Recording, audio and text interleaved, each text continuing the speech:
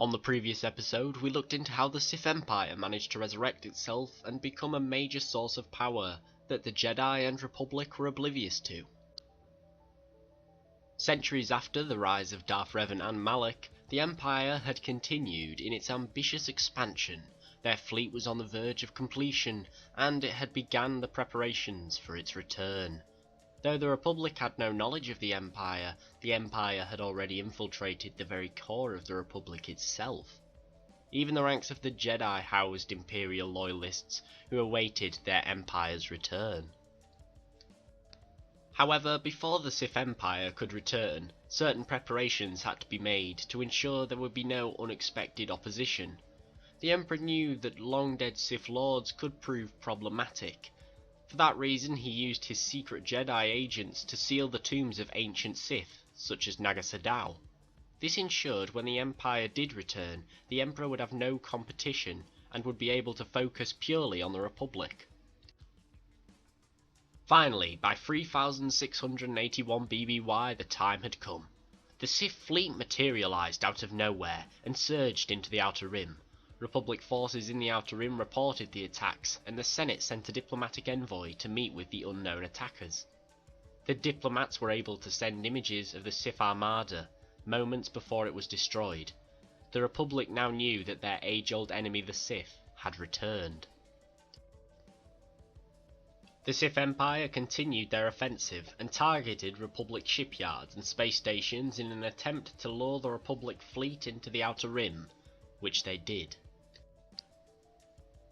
The Republic sent majority of its fleet to hold back the Sith onslaught. However, the Empire had already established puppet governments around the galaxy, which quickly turned on the Republic fleet, trapping them between hostile planets and the Sith Armada. With most of the Republic's fleet fleeing from a losing battle in the Outer Rim, systems were left defenseless. Most importantly, Korriban, the ancient homeworld of the Sith, had little more than a small Jedi fleet protecting it. The Sith retook their homeworld without the Jedi Council even knowing. They've escaped, Master. You've failed. No, Malgus. This is only the beginning. Yes. After 1,000 years, Korriban is ours again. Welcome home.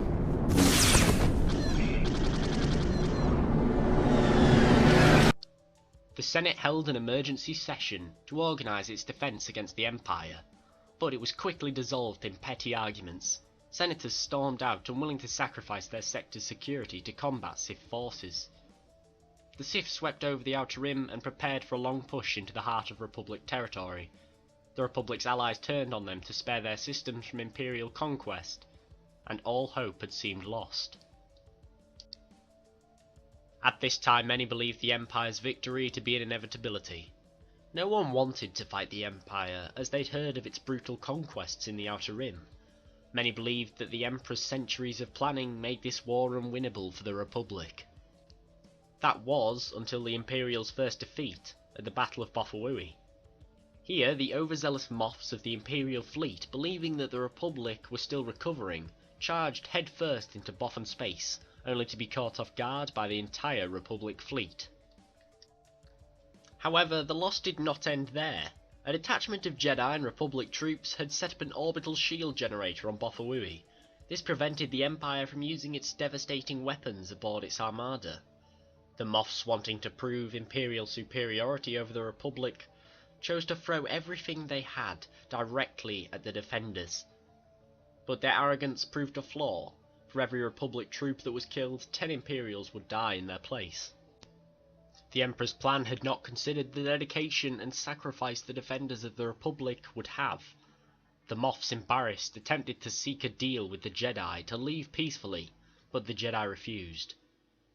Eventually, the Republic defenders were overwhelmed by the seemingly endless waves of Imperial troops, but the Republic's sacrifice proved that the Sith Empire was not invincible, and the Battle of Bothawui had bought the Republic time to organise its defence.